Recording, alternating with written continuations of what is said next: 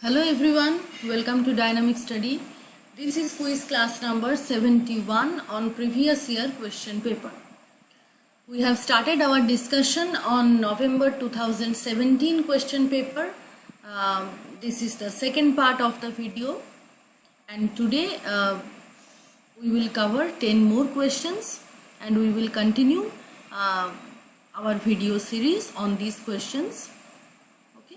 So let's start today's class. First question of today, question number 11. There is a quotation. About the beginning of 17th century appeared a race of writers that may be termed the metaphysical poets. In whose biography did Samuel Johnson make this remark? Option 1, Dryden. Option 2, Thomas Parnell. Option 3, Abraham Cowley, and option 4, Alexander Pope.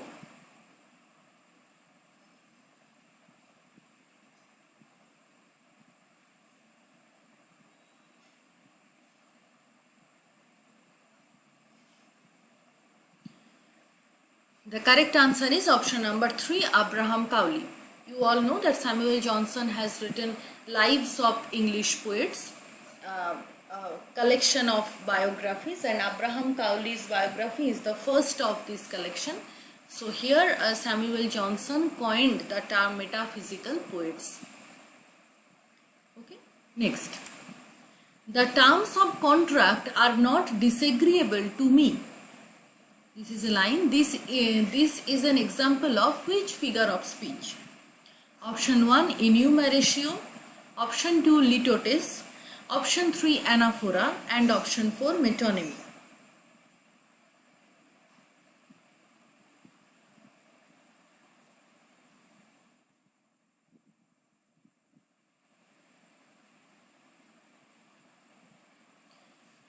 The correct answer is option number 2, litotes. Litotes always signifies some negative sentence. So here it is very clearly identified by the word not.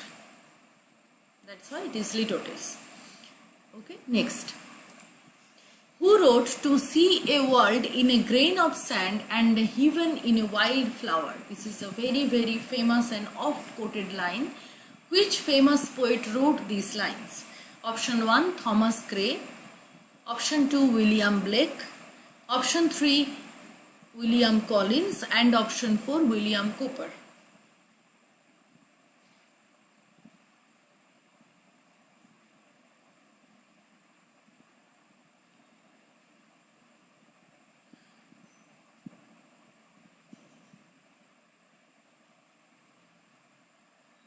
Correct option is option number 2, William Blake, and this line is from Blake's poem Auguries of Innocence. Okay. Next, in Women in Love, novel by D.H. Lawrence, what is Winifred's dog called? What is the name of Winifred's dog? Option 1, Bismarck. Option 2, Lulu. Option 3, Lucky, and option 4, Buddy.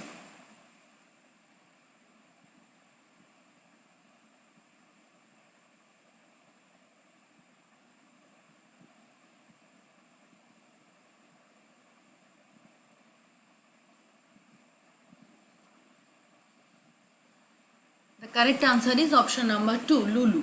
Women in Love is a sequel to D.H. Lawrence's novel, The Rainbow. Okay. Next. Who put forward, there will be a T, who put forward the idea of heresy of paraphrase? Option 1, Alan Tate. Option 2, Cleanth Brooks. Option 3, Wimsatt. W.K. Wimsatt, and option 4, Monroe Beardsley. Who put forward the idea of heresy of paraphrase?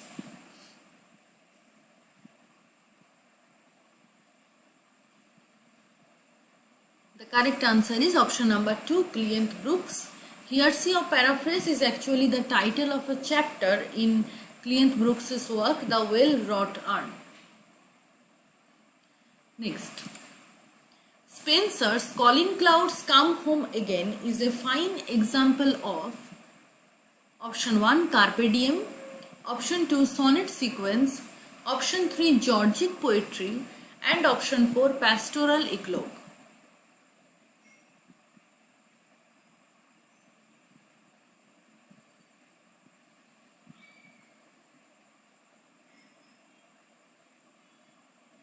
The correct answer is option number 4 Pastoral Eclogue.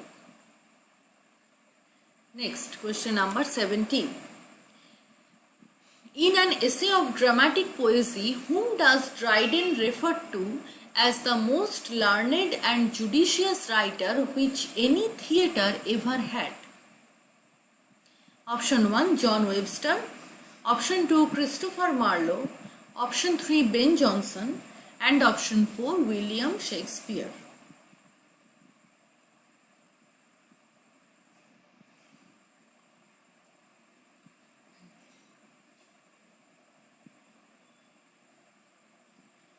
The correct option is option number 3 Ben Jonson. Next.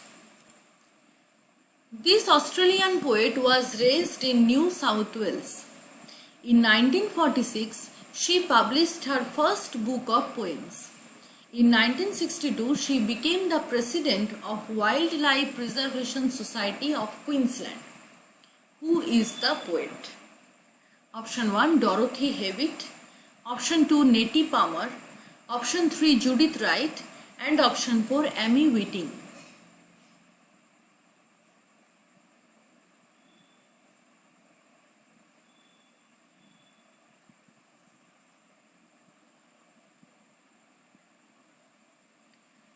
The correct option is option number 3 Judith Wright. Next. Oroonoko is set in Oroonoko, the famous novel of Afra Wen, subtitled as The Royal Slave. This is set in option 1 Suriname, option 2 Abyssinia, option 3 Egypt, option 4 Assyria.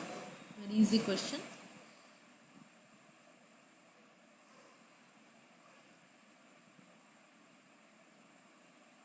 The correct option is option number 1 Suriname. Question number 20, the last question. Who published the first collection of Hopkins's poems in 1918? Option 1 Robert Bridges, Option 2 Coventry Patmore, Option 3 John Betjeman, and Option 4 Stephen Spender.